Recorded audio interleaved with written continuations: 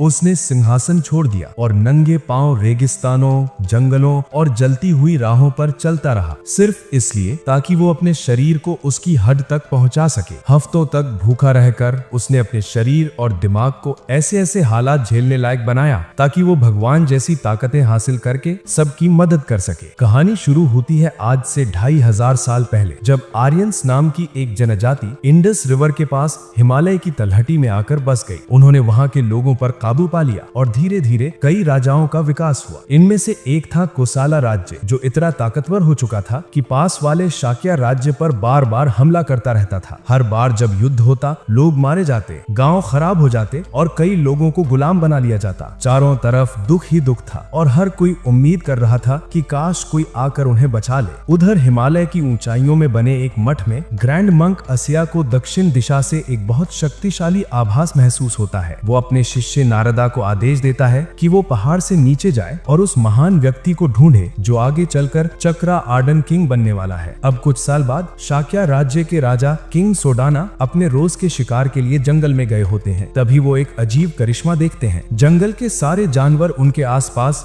शांति से इकट्ठा हो जाते हैं बिना किसी डर के। तभी एक संदेश वाहक आता है और बताता है कि रानी ने उन्हें तुरंत बुलाया है। राजा फौरन महल लौटते हैं, जहाँ उनकी पत्नी क्वीन माया बताती है कि उन्हें एक दिव्य स्वप्न आया। एक विशाल सफेद हाथी जिसके 6 दांत थे, वो उनके शरीर में प्रवेश कर गया। ये सुनकर सोडाना खुश हो जाते हैं। वो उन्हें अपना जंगल वाला चमत्कार बताते हैं और कहते हैं कि लगता है धरती का हर जीव जंतु उन्हें आशीर्वाद दे रहा है। वो नदी की तरफ इशारा करते हुए कहते हैं, इस मौसम में तो सूखा पड़ जाता है, लेकिन इस बार कुछ भी ऐसा नहीं है। ये सब उस बच्चे की वजह से है जो जल्द ही पैदा होने वाला है। इधर महल के बाहर शाक्य के सैनिक कुछ कैदियों को लेकर गलियों से गुजर रहे थे। इसी दौरान एक छोटा सा गुलाम लड़का चपरा उन्हें देख लेता है और पास जाने की कोशिश करता है, लेकिन गलती से स्थानीय गुंडों से टकरा जाता है। वो उसकी टोकरी में रखी कीमती चीजें देखकर उसे धमकाते हैं कि अगर जान बचानी है तो सब सौंप दो। चपरा तुरंत भाग लेता है और गुंडे उसके पीछे दौड़ पड़ते हैं। भीड़ भाड़ वाली गलियों में दौड़ते दौड़ते वो एक तंग गली में घुसकर सांस ले ही रहा था कि अचानक एक छोटा लड़का टाटा उसके ऊपर कूद पड़ता है और उसके हाथ से कपड़ा छीनकर भाग जाता है। बाद में जब चपरा अपने मालिक को ये बात बताता है तो बेचारे बच्चे को खूब कोड़े मारे जाते हैं। उसकी माँ जैसे ही ये सुनती है, वो दौड़कर आती है और मालिक से कहती है कि सजा उसे दे दी जाए, लेकिन मालिक मना कर देता है और कहता है कि औरत उनकी संपत्ति है। फिर थोड़ी दया दिखाते हुए चपड़ा को 3 दिन देता है कि वो कपड़ा वापस ला कर दे, वरना वो उसकी माँ को बेच देगा। चपड़ा ये सोचकर ही टूट जाता है। मार्केट से गुजरते वक्त उसे वही कपड़ा एक दुकान में दिखाई देता है। वो उसे चुराने की कोशिश करता है, लेकिन तुरंत पकड़ लिया जाता है और बहुत बुरी तरह पीटा जाता है। किसी तरह लड़खड़ाता हुआ वो सीढ़ियों से नीचे गिर जाता है और दर्द में वो मन ही मन कसम खाता है कि चाहे कुछ भी हो जाए वो गुलाम व्यापारियों को उसकी माँ को बेचने नहीं देगा। तभी ऊपर दीवार पर टाटा फिर दिखाई देता है। इस बार वो अपने दोस्तों के साथ था और चपरा को देखकर हंसने लगता है। चपरा उससे कपड़ा वापस मांगता है, लेकिन टाटा और जोर से हंसने लगता है और अपने दोस्तों को उस पर हमला करने को कहता है। चपरा कुछ लड़कों को मारकर गिरा देता है, लेकिन उनकी संख्या ज्यादा होने की वजह से वो उसे जमीन पर गिराकर बुरी तरह पीट देते हैं। जमीन पर पड़े हुए चोटों से भरे चपरा की सांसें भी मुश्किल से चल रही थी। वो रोते रोते टाटा से कपड़ा लौटाने की भीख मांगता है और उसे बताता है कि अगर उसे कपड़ा नहीं मिला तो उसकी माँ को बेच दिया जाएगा। थोड़ी देर बाद चपरा एक टूटी फूटी झोपड़ी के अंदर होश में आता है और सामने टाटा को खड़ा देखता है। टाटा तुरंत अपनी बहन को आवाज लगाता है कि वो आकर चपरा के जख्मों का इलाज करे। थोड़ी देर बाद उसकी बहन आती है और चपरा को एक कड़वी दवाई पिलाती है, जो उन्होंने आसपास मिल जाने वाली जड़ें उबालकर बनाई थी। दवाई के बाद टाटा अपना नाम बताता है और बोलता है कि वो कपड़ा जो उसने छीना था वो पहले ही बेच चुका है। ये सुनते ही चपरा गुस्से में चिल्ला पड़ता है, लेकिन टाटा की बहन उसे झट से रोकती है और कहती है कि उनका गुजारा ही चोरी करके चलता है, और मजाक उड़ाते हुए बोलती है कि शायद वो गली में खड़े खड़े सपने देख रहा था और कोई उसका सामान ले उड़ा। चपरा उन्हें बताता है कि उस कपड़े की वजह से वो शायद अपनी माँ को कभी नहीं देख पाएगा। ये सुनते ही टाटा और उसकी बहन दोनों का चेहरा उतर जाता है। धीरे से टाटा कहता है कि वो चपरा की माँ को छुड़ाने में उसकी मदद करेगा। थोड़ी देर बाद उसी दिन गुलाम व्यापारी औरतों को लेकर जा रहे थे, जिनमें चपरा की माँ भी शामिल थी। तभी अचानक जंगल से एक टाइगर निकलता है और दोनों व्यापारियों को वहीं मार देता है। फिर वो चपरा की माँ की तरफ बढ़ता है, लेकिन उससे पहले चपरा पत्थर उठाकर उस पर टूट पड़ता है। वो पत्थर फेंक ही रहा था कि तभी टाइगर झाड़ियों में वापस कूद जाता है। उसी पल झाड़ियों के अंदर से टाटा की आत्मा निकलकर उसके शरीर में वापस लौट आती है और छोटी सी मुस्कान के साथ वो जानवरों से घिरा खड़ा होता है। उसी वक्त रास्ते से गुजर रहा एक साधु मंक नरदिता इसे देखता है और सोचता है कि क्या ये वही धन्य बालक है जिसके बारे में उसके गुरु अस्या ने बताया था। लेकिन उसे जश्न मनाने का वक्त नहीं मिलता, क्योंकि तभी कोसाला की सेना कपिलावस्तु यानी शाक्य राज्य की राजधानी पर हमला करने पहुंच जाती है। टाटा चपरा को बताता है कि कोसाला राज्य उनकी जमीन पर कब्जा करना चाहता है और सेना उनके गांव से ही होकर जाएगी। ये सुनकर टाटा अपनी माँ और बहन की याद आकर घबराकर गांव की तरफ भागता है। कोसाला सेना का जनरल एक निर्दयी और खूनी इंसान था, जिसे लोगों को मारकर अजीब सी खुशी मिलती थी। वो पागलों की तरह हंसते हुए गांव को जलता देख रहा था। जैसे ही सेना गांव में घुसती है, टाटा अपनी माँ और बहन को ढूंढने के लिए दौड़ता है, लेकिन उसे सिर्फ उनकी लाशें मिलती हैं। टूटे हुए दिल के साथ वो बदला लेने की कसम खाता है और चपरा उससे वादा करता है कि वो हर हाल में उसके साथ खड़ा रहेगा। उस रात जब कोसाला की सेना राजधानी की तरफ निकलने से पहले जश्न मना रही होती है, चपरा और टाटा दूर से उन्हें देखते हैं और जनरल तक पहुंचना कितना मुश्किल है इस पर परेशान होते हैं। तभी टाटा धीरे से चपरा को अपनी योजना बताता है। वो अपनी आत्मा सेना के एक घोड़े में डाल देता है और घोड़ा अचानक पागलों की तरह दौड़ना शुरू कर देता है। पूरे कैंप में हफदड़ मच जाती है। इसी मौके का फायदा उठाकर चपरा उस घोड़े पर कूदता है और सीधे जनरल के पास पहुंचता है। फिर वो तीर उठाकर जनरल को मारने की कोशिश करता है, लेकिन जनरल आखिरी पल में सिर घुमा लेता है और बच जाता है। कुछ ही सेकंड्स में चपरा और घोड़ा दोनों भाले लिए सैनिकों से घिर जाते हैं। तभी अचानक टिड्डियों का झुंड पूरे कैंप पर टूट पड़ता है और सेना पूरी तरह अफरा तफरी में आ जाती है। मौका देखकर टाटा और चपरा जनरल का पीछा करते हुए नदी तक पहुंचते हैं। वहां भागते भागते जनरल फिसलकर पानी में गिर पड़ता है और तुरंत भूखे मगरमच्छ उसे घेर लेते हैं। चपरा बदला लेने के लिए तीर चलाने ही वाला था कि एकदम से रुक जाता है और सोचता है कि क्या वो पूरी जिंदगी गुलाम की तरह जीना चाहता है। जनरल डर के मारे चिल्लाता है कि अगर चपरा उसकी जान बचा ले तो वो अपनी सारी दौलत दे देगा। टाटा उसे रोकने की कोशिश करता है, लेकिन चपरा उसकी बात अनसुनी कर देता है और एक एक करके सारे मगरमच्छ मार गिराता है। फिर पानी में कूदकर जनरल को बाहर खींच लाता है। चपरा टाटा से माफी मांगते हुए कहता है, ये आदमी ही मेरी किस्मत बदलने की चाबी है। ऊपर वाले ने मुझे जिंदगी में एक ही बार मिलने वाला मौका दिया है। अगर मैं इसकी सेना में ऊपर तक पहुंच गया तो हम दोनों अपनी गुलामी से बाहर निकल सकते हैं। टाटा का मन नहीं मानता, लेकिन चपरा की बातों के आगे वो धीरे धीरे सर हिला देता है और मान जाता है। अगले ही दिन एक सिपाही भागता हुआ आकर किंग सुडाना को बताता है कि कोसाला की सेना रात के अंधेरे में रोहिणी नदी से चुपचाप निकल गई है। टिड्डियों के झुंड ने उनका ज्यादातर सामान खराब कर दिया था और उनका जनरल बुडाई भी लापता बताया जा रहा है। ये सुनकर किंग सुडाना हल्की मुस्कान के साथ राहत की सांस लेते हैं। शाक्या के सैनिक खुशी से चिल्लाने लगते हैं। राजा अपनी पत्नी क्वीन माया के पास जाते हैं और कहते हैं कि अब वो सुरक्षित तरीके से अपने मायके जाकर बच्चे को जन्म दे सकती है। उधर दूसरी तरफ टाटा और चपरा कोसाला के बेस कैंप पर पहुंचते हैं। चपरा टाटा का शुक्रिया अदा करता है कि उसने उसकी स्वार्थी लगने वाली बात मान ली। फिर वो टाटा से कहता है कि अब वो घर वापस जाए और उसकी माँ को बता दे कि चपरा एक दिन जरूर उसे लेने आएगा। टाटा वापस लौट जाता है। चपरा बेहोश पड़े जनरल बुडाई को लेकर कैंप में दाखिल होता है। कोसाला के सैनिक भागते हुए आते हैं। जल्दी से वैद्य को बुलाओ और जनरल को स्ट्रेचर पर ले जाते हैं। चपरा भी थका हुआ होने का नाटक करके जमीन पर गिर पड़ता है। बिल्कुल जैसा उसने सोचा था, सारा सीन उसी हिसाब से होता है। जब जनरल बुडाई होश में आता है, वो चपरा को बुलाता है। वो पूछता है कि वो उसकी मेहनत का कैसे बदला चुका सकता है, लेकिन चपरा बस मुस्कुरा कर कहता है, आप आराम करो, बस यही काफी है। जनरल उसे गोद लेने का प्रस्ताव देता है और कहता है कि अब से वो उसे अपनी सेवा में रखेगा। चपरा ये मौका बिना एक पल गंवाए स्वीकार कर लेता है। दूसरी तरफ शाक्या राज्य में क्वीन माया को उनके मायके ले जाया जा रहा था। रास्ते में रोहिणी रिवर के पास डेरा डालना पड़ता है, क्योंकि उन्हें नदी अगले दिन पार करनी होती है। हर सैनिक को सख्त आदेश था, रानी की सुरक्षा सबसे जरूरी है। सुबह होते ही सूरज की पहली किरणें पड़ते ही पेड़ के नीचे ढेर सारे जानवर इकट्ठा होने लगते हैं और तभी साफ हो जाता है कि बच्चे का जन्म हो चुका है। क्वीन माया अपने नवजात बच्चे को देखकर कहती हैं, सारा संसार तुम्हें आशीर्वाद दे रहा है। लेकिन जैसे जैसे वक्त बीतता है, उनकी तबीयत खराब होने लगती है। सैनिक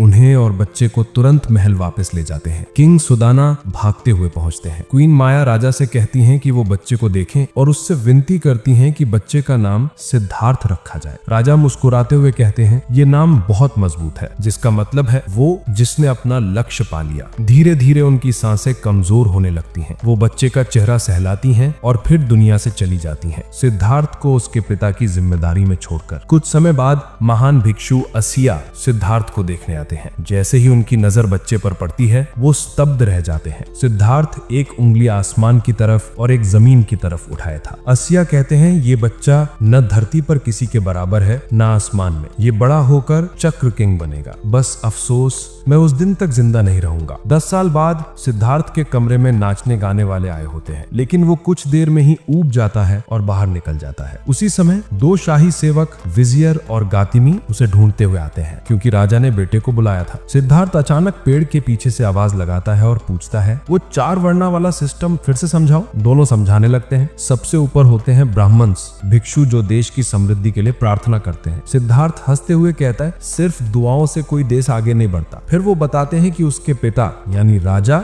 और सिद्धार्थ खुद क्षत्रिय है, यानी योद्धा और रईस। उसके बाद आते हैं वास यानी आम लोग और व्यापारी, और सबसे नीचे होते हैं शूद्र यानी मजदूर और गुलाम। सिद्धार्थ गुस्से में पूछता है, गुलाम सबसे नीचे क्यों रखे जाते हैं? ये क्या बेहुदा नियम है? लेकिन दोनों उसे चुप कराते हुए राजा के पास ले जाते हैं। दरबार में एक योद्धा बंडाका अपने काम के लिए तारीफ पा रहा था। राजा उसे देश की समृद्धि के लिए मेहनत जारी रखने को कहते हुए उसे नया जनरल नियुक्त कर देते हैं। सिद्धार्थ आता है तो राजा उसे बंडाका से मिलाते हुए कहते हैं, ये एक उस्ताद तीरंदाज है। पिछले 10 साल में कोसाला राज्य बेहद ताकतवर हो चुका था। उन्होंने अपने दुश्मनों को हर तरफ से कुचल दिया था, और अब जब सेना अपनी ताजा जीत से लौटती है तो सैनिक और आम लोग जोर जोर से नाम चिल्ला रहे थे, चपरा चपरा चपरा। उसे इज्जत और सम्मान के साथ स्वागत मिल रहा था। सबको पता है कि जनरल बुद्धाई ने उसे अपना बेटा बना लिया है, और सेना में खबर फैल चुकी है कि चपरा अब जनरल की विरासत का चुना हुआ वारिस है। भीड़ के बीच घोड़े पर सवार होकर जो वो देख रहा है, चपरा मुस्कुरा रहा है और सोच रहा है कि वो कितना ऊपर चढ़ चुका है। वहीं वापस शाक्या में एक मंक खत्रिया बच्चों को पढ़ा रहे थे कि उन्हें बड़े होकर कोसाला की सेना को हराने लायक जबरदस्त योद्धा बनना है। उनके बीच सिद्धार्थ उठता है और पूछता है, लाश के बाद क्या होता है? वो कहाँ जाते हैं? अभ्यासक चिढ़ जाता है और कहता है, बैठ जा, समय बर्बाद मत कर। सिद्धार्थ के दोस्त कहते हैं कि बूढ़े की पढ़ाई बिल्कुल बोरिंग है, और वो उसे क्लास से भगा देते हैं। छोटी सी टोली जंगल की ओर निकल पड़ती है, और सिद्धार्थ मानता है कि उसने कभी महल से बाहर कदम ही नहीं रखा था। तभी दोनों दोस्तों ने खरगोश देखा और उसका पीछा करने लगे। जब एक ने तीर चलाने की कोशिश की तो सिद्धार्थ उस पर कूद गया और खरगोश बच निकला। दोनों फिर से भागते रहे और राजकुमार वहीं पीछे रह गया, उदास सा, क्योंकि वो किसी जिंदा चीज को चोट पहुंचते हुए सह नहीं सकता। अकेले चलते हुए वो रास्ता भटक बैठता है और एक खुली जगह में पहुंच जाता है, जहाँ एक काले रंग के वेश वाला साधु कोई बांसुरी जैसा वाद्य बजा रहा होता है। सिद्धार्थ उस साधु के सामने बैठ जाता है और सोचता है, ये सपना तो नहीं है ना। इसी बीच जाका की टांग कीचड़ में धंसने लगती है और वो मदद के लिए चिल्लाता है। सिद्धार्थ और दूसरा लड़का उसे पेड़ से खींचने की कोशिश करते हैं, पर पेड़ की डाली टूट जाती है और जाका गहरे कीचड़ में धंसता चला जाता है। आखिरकार उसकी सांसें थम जाती हैं। ये सब देखकर राजकुमार टूट जाता है और दौड़कर अपनी स्टेप मदर के पास जाता है, जो उसे गले लगाकर सांत्वना देती है, खुशी से कि वो बच गया। पर जब वो बोलता है कि जाका मर गया तो उसकी तबीयत खराब हो जाती है। स्टेप मदर उसे आराम करने को कहती है और खुद राजा के पास जाती है। वो खुद को उस दुख के लिए दोषी मानती है। राजा कहता है कि उस बच्चे की नाजुकता उसकी जन्म मां माया की वजह से है, और वो भरोसा दिलाता है कि उसने उसे अच्छे से पाला है। फिर राजा घोषणा करता है कि अब जब बच्चा 10 साल का हो गया है तो उसकी मार्शल ट्रेनिंग शुरू की जाएगी। अगले दिन सिद्धार्थ शांति से एक तितली के साथ खेल रहा था कि अचानक एक तीर तितली को मार देता है। यह नजारा राजकुमार को झंझोर देता है और वो गुस्से से भर जाता है। उसी वक्त उसके पिता का जनरल बंडाका और राजा साथ में आते हैं। राजा बताते हैं कि आज से यही बंडाका उसकी मार्शल ट्रेनर होगा। सोदाना कहते हैं, प्रिंस होने के कारण नरमी मत दिखाना, और बंडाका खुशी खुशी राजी हो जाता है। जब बंडाका सिद्धार्थ को धनुष बाण का अभ्यास करवाता है तो पहले खुद कुछ परफेक्ट शॉट दिखाता है, पर जब राजकुमार को आजमाने के लिए कहा जाता है तो वो मुश्किल से तीर छोड़ पाता है। उसे धनुष संभालने में दिक्कत होती है। एक दूसरे ट्रेनिंग सेशन में सैनिक देखते हैं कि जनरल बंडाका राजकुमार को पूरी ताकत से धक्का दे रहा है, जबकि वो केवल 10 साल का है, मगर बार बार उस पर हमला करवाकर उसे खुद की रक्षा करना सिखा रहा है। जैसे जैसे ट्रेनिंग आगे बढ़ती है, बंडाका उसे घुड़सवारी पर ले जाता है और शौकिया तौर पर जानवरों को निशाना बनाकर मारने लगते हैं, जिसे देखकर सिद्धार्थ रुकने की गुजारिश करता है। बंडाका कहता है, कमजोर होना छोड़ दे, और हिरण का दौड़ाते हुए पीछा करता है। सिद्धार्थ पीछे पीछे भागता है और कहता है कि उसे छोड़ दे। जब बंडाका परफेक्ट शॉट लेने की कोशिश करता है तो सिद्धार्थ जानबूझकर खुद पर तीर चला देता है ताकि बंडाका का ध्यान भटक जाए और हिरण बच निकले। बंडाका कहता है कि किसी राज्य के राजा को मजबूत होना चाहिए और दया की जरूरत नहीं होती। फिर आज की ट्रेनिंग खत्म कर देता है। ठीक ऐसे ही 5 साल गुजर जाते हैं और कोसाला राज्य के शहर सवत्ती में भीड़ चिल्लाकर चपरा का नाम ले रही होती है। चपरा अखाड़े में खड़ा होता है और एक जबरदस्त योद्धा से भिड़ रहा होता है। उसकी हर चाल सटीक और बेबाक है। एक रईस औरत उसकी फुर्ती और हुनर देखकर खुद को रोक नहीं पाती और तारीफ करती है, क्योंकि वो आसानी से प्रतिद्वंदी को हरा देता है। वो एक बाजी के बाद दूसरी बाजी जीतता है। कभी कभी ऐसा लगता है कि जीत मुश्किल हो जाएगी, पर उस रईस औरत की चिंता और चाहत ही उसे और भी तेज कर देती है और आखिरकार जीत फिर उसी का नाम लिखवा देती है। उस दिन शाम को जनरल बुद्धाई चपरा से मिलते हैं और उसे बधाई देते हैं। वो कहते हैं कि अगर कल के फाइनल मैच में एक जीत और मिल गई तो राजा की ट्रॉफी भी उसकी होगी और हीरो ऑफ द पीपल का खिताब भी। चपरा आत्मविश्वास से सिर हिलाता है और वादा करता है कि वो अपने नाम पर कोई दाग नहीं लगने देगा। उसी वक्त वो पहले वाली नोबल लेडी आती है और उसे फूल देकर उसकी जीत के लिए दुआ करती है। उसके जाते ही बुद्धाई बताता है कि वो विजियर की बेटी लेडी मलिका है। फूल हाथ में लेते हुए चपरा को ऐसा लगता है जैसे जीत का स्वाद अभी से उसे मिल गया है। अगले दिन लॉर्ड चपरा अखाड़े में जोरदार शोर और तालियों के बीच प्रवेश करता है। उसका आखिरी मुकाबला लॉर्ड बिंडिका से है, जो एक रईस खानदान का सबसे बड़ा बेटा है। इशारा मिलते ही दोनों योद्धा घोड़े दौड़ाते हुए तलवारें भिड़ाते हैं। चपरा का कद छोटा होने की वजह से वो साफ कमजोर दिख रहा था। उसके सारे वार बिंडिका बड़ी आसानी से रोक लेता है और आखिर में वो चपरा को घोड़े से नीचे धकेल देता है। लेकिन चपरा हार नहीं मानता। वो कूद कर उस पर झपटता है, पर बिंडिका घोड़े को मोड़कर उसे लात मारकर फिर जमीन पर गिरा देता है। इसके बाद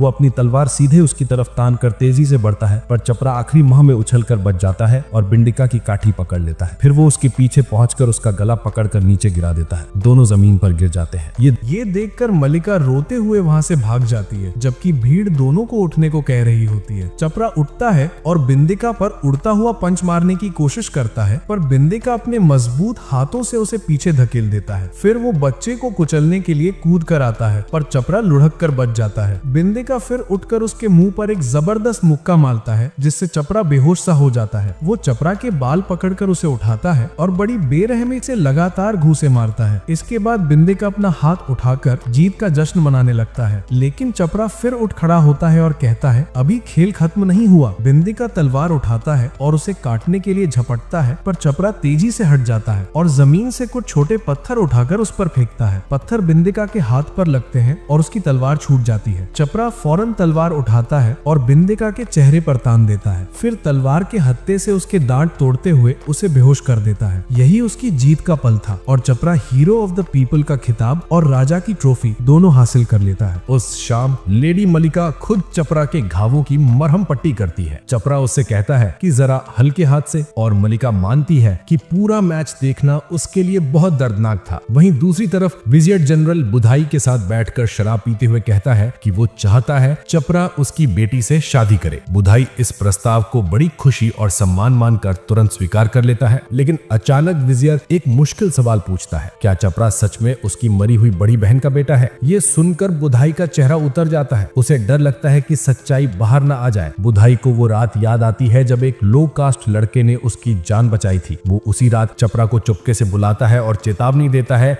कि अगर किसी को पता चल गया कि वो एक शूद्र पैदा हुआ था तो दोनों की जिंदगी बर्बाद हो जाएगी, इसलिए इस राज को किसी भी कीमत पर छिपाए रखना होगा। बुधाई ये कहकर चला जाता है। उधर शाक्य राज्य में सिद्धार्था अब एक जवान और सुंदर राजकुमार बन चुका है। ट्रेनिंग में वो जनरल बंडाका को बहुत प्रभावित करता है, यहाँ तक कि शाक्य के सैनिक भी हैरान होते हैं कि वो कितनी तेजी से इतना मजबूत हो गया है। किंग सुदाना अपने बेटे को सिर्फ 15 साल की उम्र में इतना उत्कृष्ट देखकर गर्व महसूस करता है और बंडाका भी उसकी प्रगति से खुश था। शाम को हमेशा की तरह सिद्धार्था चुपके से बाहर निकल जाता है और शाही पहरेदार उसके पीछे भागते हुए उसे वापस लाने निकल पड़ते हैं। सिद्धार्था आसानी से पहरेदारों को पीछे छोड़कर भाग निकलता है। घोड़े को तेज दौड़ाते हुए जब वो शहर के बीच से गुजर रहा था, तभी उसे एक दुखी जोड़ा मिलता है जो अपने बच्चे की मौत पर रो रहा था। कुछ देर बाद कुछ और लोग बाहर आते हैं, बीमार, थके हुए और समाज से निकाले गए लोग। वो सिद्धार्था से दया की भीख मांगते हैं। बिना एक पल सोचे सिद्धार्था अपने रेशमी कपड़े और कीमती गहने उतार कर फेंक देता है। स्लम के गरीब लोग उन चीजों को उठाने के लिए टूट पड़ते हैं। इसी बीच कुछ स्थानीय गुंडे वहां पहुंच जाते हैं। वो बीमार लोगों को लात मारकर दूर करते हैं और बोलते हैं कि मरते हुए लोगों को इन चीजों का क्या फायदा, और खुद सब लूट लेते हैं। लूटने के बाद उनकी नजर सिद्धार्था पर पड़ती है। वो उसकी तरफ बढ़ते ही हैं कि अचानक एक औरत आकर चिल्लाती है, लड़के को हाथ मत लगाना। गुंडे उसे अपनी बहन कहते और बहस करने लगते हैं, पर वो डरावने लहजे में बोलती है कि अगर किसी ने लड़के को छुआ तो सबकी गर्दन उड़ जाएगी। गुंडे परेशान होकर पीछे हट जाते हैं। औरत मुड़कर सिद्धार्था से कहती है कि वापस चल, सब उसे ढूंढ रहे हैं। सिद्धार्था उसे रोकना चाहता है। वो रुककर अपना नाम बताती है, मिगुएला। वो सिद्धार्था को समझाती समझाती है कि इन लोगों को चीजें देने से कुछ नहीं बदलेगा, ये सब आधे मरे हुए लोग हैं, अपने परिवारों द्वारा छोड़े गए, बस मौत का इंतजार कर रहे हैं। वो कहती है कि तू महल के बाहर की जिंदगी को समझ नहीं सकता। ये सुनकर सिद्धार्था गुस्सा हो जाता है और पूछता है, तो क्या तू वो दुनिया जानती है जो मैं नहीं जानता? अगले दिन मिगुएला सिद्धार्था को पूरे शहर में घुमाती है। जगह जगह बुरी हालत में लोग देखकर सिद्धार्था उदास हो जाता है। मिगुएला उसे बार बार आगे बढ़ने को कहती है, लेकिन सिद्धार्था बार बार रुककर उनकी तरफ देखता रहता है। फिर सिद्धार्था एक दास को देखता है जिसे सिर्फ एक फल चुराने की कोशिश करने पर बुरी तरह पीटा जा रहा था। ये देखकर वो रो पड़ता है। पहली बार उसे समझ आता है कि उसके लोग कैसी तकलीफों में जी रहे हैं। मिगुएला उसे समझाती है कि मरना सबको है, चाहे कास्ट हो या स्टेटस, सब इंसान है। उसी दोपहर ट्रेनिंग में सिद्धार्था का मन नहीं लगता और वो जल्दी निकल जाता है। वो कहता है आज का दिन बहुत खूबसूरत है और घोड़ा दौड़ाते हुए मिगुएला के पास पहुंच जाता है। दोनों शहर घूमते हैं और नाव पर बैठकर सब देखते हैं। मिगुएला उसे पूछती है, तू मेरे साथ ऐसे आराम से घूम रहा है, तुझे पता है ना कि मुझसे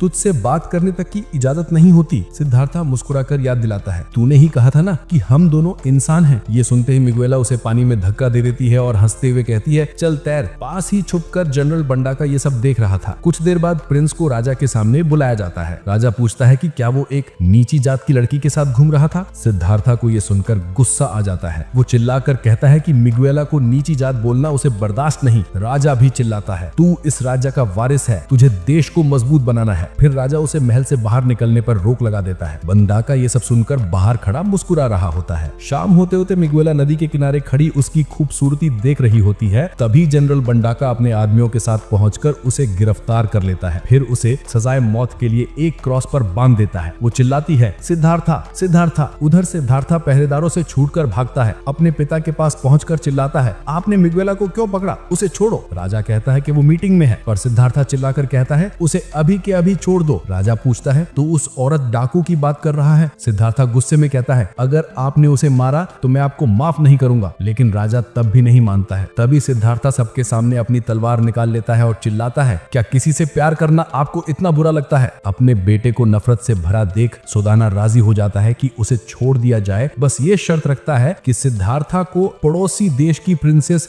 यशोधरा से शादी करनी होगी। ये सुनकर सिद्धार्था का मन घृणा से भर जाता है। लेकिन जब भीड़ मिगुएला को मारने के लिए चिल्लाती है, वो खुद को संभालता है और दबाव में शादी की पेशकश स्वीकार कर लेता है। लेकिन जनरल बंडाका एक लाल गर्म तलवार लेकर आता है और माला की दोनों आंखें जला देता है। सिद्धार्था चिल्लाता है, तुमने ये क्या किया? बंडाका जवाब देता है, मैंने उसे अंधा कर दिया ताकि वो अब मुझे कभी ना देख सके। मिगुएला प्रिंस से कहती है कि अब इस बात की चिंता मत करो। और जब उसे ले जाया जा रहा होता है, वो चिल्लाती है, सिद्धार्था तुम्हारा चेहरा मेरी आंखों में सदा के लिए रहेगा। मैं खुश हूँ कि मैं तुम्हें मिली और हमने साथ में वो थोड़ा वक्त बिताया। तुम एक महान राजा बनना। जाते वक्त उसकी आंखों से बस आंसू निकल रहे थे। फिर सिद्धार्था की शादी प्रिंसेस यशोधरा से होती है। सब खुश नजर आते हैं सिवाय प्रिंस के। किंग सुदाना बेटे से कहता है कि जब वो पैदा हुआ था तब महान साधु आसा ने भविष्यवाणी की थी कि वो महान चक्रवर्तन राजा बनेगा। इसी बीच छोटा लड़का टाटा चपरा की माँ और साधु नारीदत्ता के साथ कोसल राज्य पहुंचता है। टाटा कहता है कि चपरा यहीं कहीं होगा। तभी भीड़ में जनरल के आने की आवाज आती है। टाटा ऊपर कूद कर देखता है तो पता चलता है कि जनरल कोई और नहीं बल्कि चपरा ही है। चपरा की माँ उदास हो जाती है, जबकि टाटा उत्साहित होकर जनरल के महल जाने की मांग करता है। चपरा की माँ कहती है कि बस अपने बच्चे को देख लेना ही मेरे लिए काफी है। बाद में चपरा कोसल के लीडर्स को कहता है कि वो फिर से शाक्य राज्य पर हमला करें और वहाँ की उपजाऊ जमीनें अपने कब्जे में लें। सभी इसके पक्ष में है और तैयारी शुरू हो जाती है। एक संदेश वाहक युद्ध की खबर शाक्य तक पहुंचाता है। किंग सुदाना सिद्धार्था से कहता है कि उनका राज्य छोटा है और अब तक युद्ध से बचना एक चमत्कार था, लेकिन अब लगता है कि युद्ध अनिवार्य हो गया है। सिद्धार्था खून खराबे से नफरत जताता है, लेकिन किंग उसे चिल्लाकर समझाने की कोशिश करता है कि अगर वो पीछे हटे तो कोसल उनका राज्य जड़ से मिटा देगा। सिद्धार्था कुछ नहीं समझ पाता और किंग कहता है कि ऐसी सोच वाला राजा नहीं बनता। कुछ दिन बाद कोसल की सेना और शाक्य की सेना सीमा के एक गांव के पास टकराती है। चपरा हमला करता है और प्रिंस सिद्धार्था युद्ध से तंग आ चुका था। जनरल बंडाका उससे कहता है कि वो ऊपर बैठकर अपने सैनिकों को मरते हुए देख सकता है। तभी एक सैनिक जहर भरा घड़ा लेकर आता है। बंडाका अपने तीरों को उस जहर में डुबोता है और कहता है कि जो भी तीर लगेगा वो मरेगा। सिद्धार्था जनरल से पूछता है कि क्या लोगों के मरने पर उसे मजा आता है? जनरल कहता है, हाँ, जैसे कोई खूंखार दानव। जनरल लड़ाई का रुख बदलने जाता है।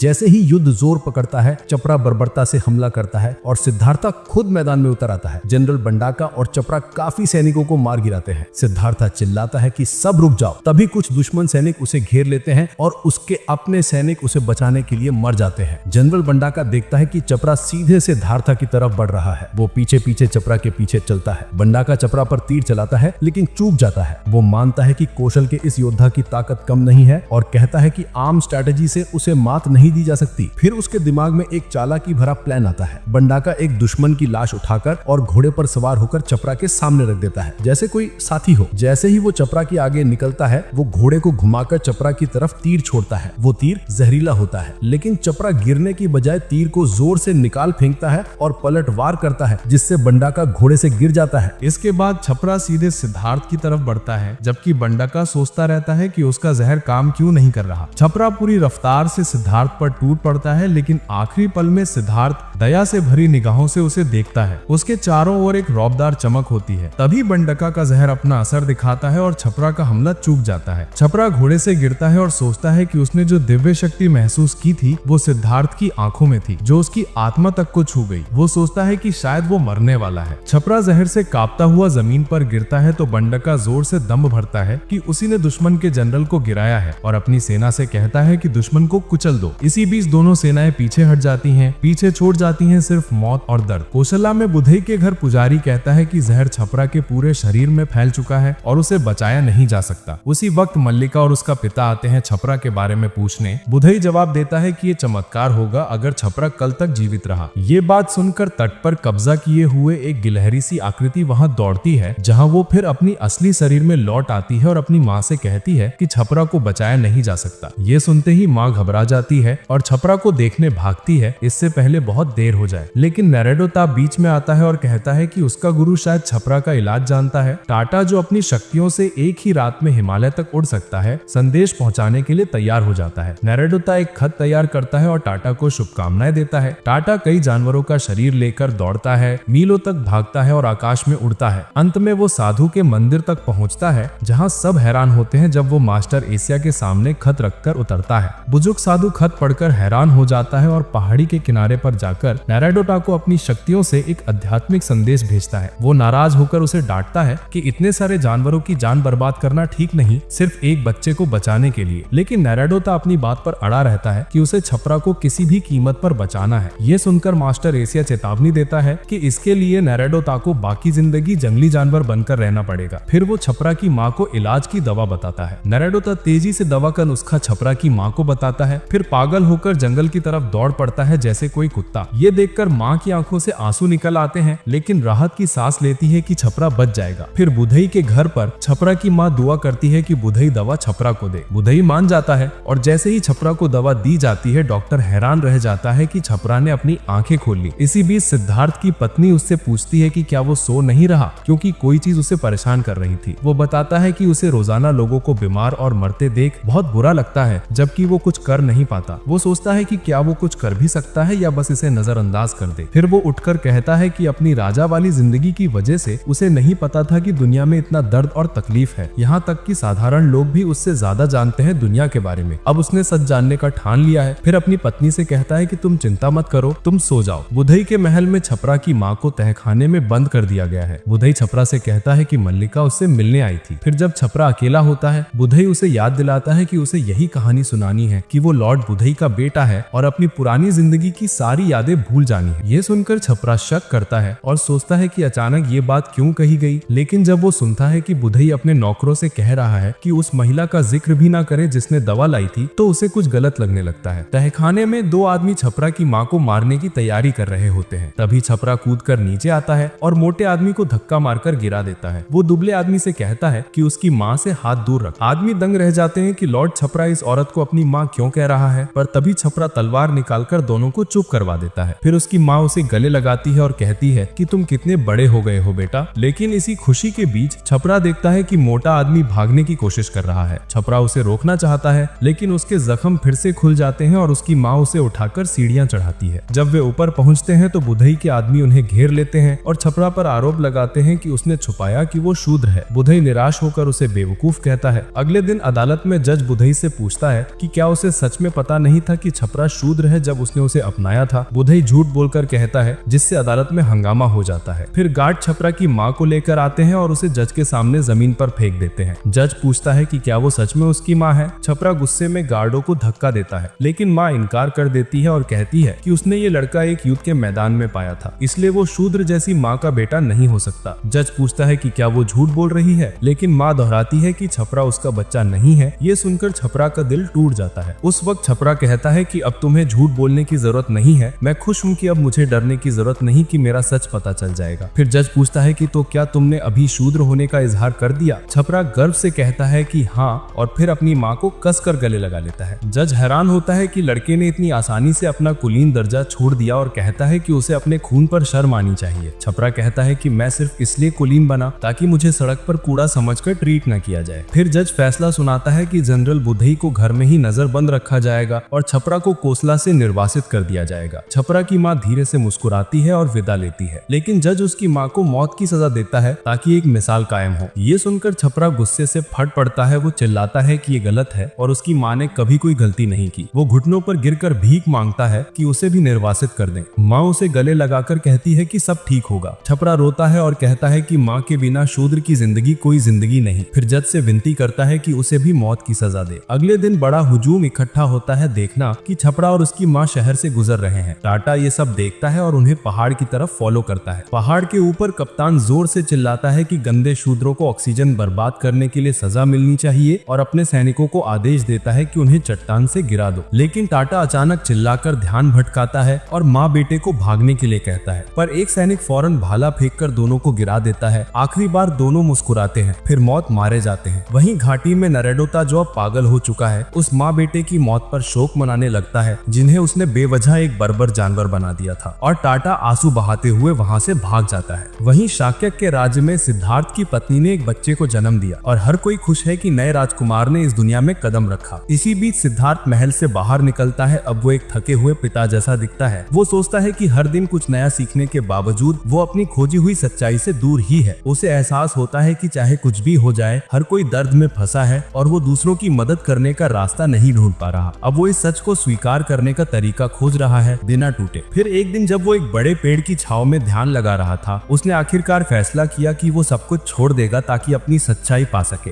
एक रात सिद्धार्थ अपने पिता को आराम से सोते देखता है और माफी मांगता है कि उसने उनका भरोसा तोड़ा। फिर वो घोड़े पर सवार होकर जंगल की ओर निकल जाता है। कुछ देर बाद उसका एक नौकर दौड़कर आता है और वापस चलने को कहता है। सिद्धार्थ उससे कहता है कि शांत हो जाओ और घोड़ा वापस घर ले जाओ। नौकर हैरानी से देखता है कि प्रिंस अपने महंगे कपड़े और गहने उतार कर नौकर को दे रहा है। फिर सिद्धार्थ तलवार निकालकर अपने सारे बाल मुंडवा देता है जैसे कोई सख्त साधु हो। वो नौकर को ये सब लेकर रानी को देने को कहता है और बताता है कि वो सच्चाई खोजने के बाद लौटेंगे। महल में रानी आंसू भरी आंखों से उसके सामान को थामे हुए हैं और राजकुमारी बाल पकड़कर रो रही है। इसी वक्त एक संदेश वाहक आता है और बताता है कि कोसला की सेना अब हमला कर रही है। उस समय राजा बंडका को बुलाते हैं और उसे कमान सौंपते हैं, लेकिन बंडका उस पर पलट जाता है और कहता है कि वो तभी कमान लेगा जब उसे अगला राजा बनाया जाएगा। राजा उसे समझाने की कोशिश करता है, लेकिन बंडका तलवार की नोक उसकी तरफ कर देता है और साफ कर देता है कि अगर उसे राजा नहीं बनाया तो उसकी जान ले लेगा। राजा मजबूर होकर उसे शाक्य का अगला राजा बना देता है। युद्ध के मैदान में कोसला की विशाल सेना आगे बढ़ रही है और बंडका शाक्य की सेना का नेतृत्व कर रहा है। बंडका के नेतृत्व में धनुर्धर दुश्मन पर तीरों की बरसात करते हैं और पैदल सैनिकों को गिरा देते हैं। बंडका खुद भी आगे बढ़कर कई सैनिकों को मार देता है। फिर कोसला के हाथी सैनिक झोंक पड़ते हैं और उसे पीछे हटने पर मजबूर करते हैं, लेकिन बंडका तीरों को चीरता है और उल्टा उन्हें दुश्मन पर वापस मारता है। फिर अपने घोड़े पर हाथी के ऊपर से कूदकर उन्हें तेजी से खत्म कर देता है। वो दुश्मनों के सामने ताकत दिखाता है, उनका मजाक उड़ाता है और चिल्लाता है कि अब से उन्हें नए राजा का नाम याद रखना चाहिए। तभी एक भाला उसके मुंह में घुस जाता है जो उसे मौत के घाट उतार देता है, जिससे युद्ध खत्म हो जाता है। कुछ समय बाद सिद्धार्थ शवों के पहाड़ के बीच चलता है। वो सभी के गहरे दुख महसूस करता है और धीरे से बंडका की आंखें बंद करता है। फिर पहली बार अपने जीवन में ताली बजाता है और दिल से उन सभी खोई हुई आत्माओं के लिए प्रार्थना करता है। फिर वो उस राज से दूर चलता है जिसे कभी अपना घर कहता था। वहीं नारोडाटा जंगल में जानवर की तरह जीवन बिताता रहता है और मिगेला और टाटा भी अपने अपने रास्ते चलते हैं। सिद्धार्थ अपनी सच्ची राह खोजने के सफर पर निकल पड़ता है, जबकि उसकी माँ आसमान से उसकी देखभाल करती है। कई साल बाद एक अंधेरी रात को डाकुओं जंगलों का एक गिरोह मोटे व्यापारी और उसके काफिले पर हमला करता है। डरे हुए लोग भाग जाते हैं, जबकि गिरोह का नेता जो बड़ा हुआ टाटा है डरपोकों पर हंसता है। तभी टाटा के लोगों को व्यापारी के कीमती सामान मिलते हैं और वो उसे बुलाते हैं। मिगेला भी उसके गिरोह का हिस्सा है और वो सुझाव देती है कि लूट को पास के गांव ले जाएं जहां वो ठहरे हुए, क्योंकि कोसाला फिर से शाक्या पर हमला करने वाला है। टाटा अपने सबसे अच्छे दोस्त के साथ कोसाला की बेईमानी को याद करते हुए कसम खाता है कि वो उन्हें कभी नहीं छोड़ेगा। तभी उसकी नजर एक चट्टान पर बैठे साधु पर पड़ती है। वो पास जाकर देखता है कि वो कोई और नहीं बल्कि एक साधु है। वो उससे पूछता है कि क्या वो शाक्या के राजकुमार सिद्धार्था को जानता है, जो सब कुछ छोड़कर साधु बन चुका है। टाटा कहता है कि सिद्धार्थ एक मूर्ख था जो आलिशान जिंदगी छोड़कर चला गया, लेकिन ये सुनकर साधु नाराज हो जाता है और बताता है कि साधु जो ये कष्ट उठाते हैं वो बिना वजह नहीं करते, वो अगले जन्म के पुण्य के लिए ऐसा करते हैं। ये सुनकर टाटा हंस देता है और मिगेला मजाक में कहती है कि वो तो एकदम सही एस्थेटिक साधु बनेगी, क्योंकि उसकी पूरी जिंदगी तो दुखों से भरी है। फिर वो साधु को चैलेंज करती है कि अगर सच में वो मानता है कि जीवन का मकसद दुख उठाना है तो वो अपनी आंखें जलाकर साबित करे। साधु बिना हिचकिचाहट के एक मशाल लेकर घुटने के बल गिर जाता है और जलती हुई मशाल सीधे अपनी आंख में घूम देता है। अगले दिन एक शिकारी देखता है कि सिद्धार्थ के बाल साधुओं के लिए बहुत लंबे हैं। वो उसे एक रेजर देता है और घर आने का निमंत्रण भी देता है ताकि वो बाल संवार सके। अपने घर पर शिकारी सिद्धार्थ को एक नया वस्त्र देता है और कहता है कि उसके पास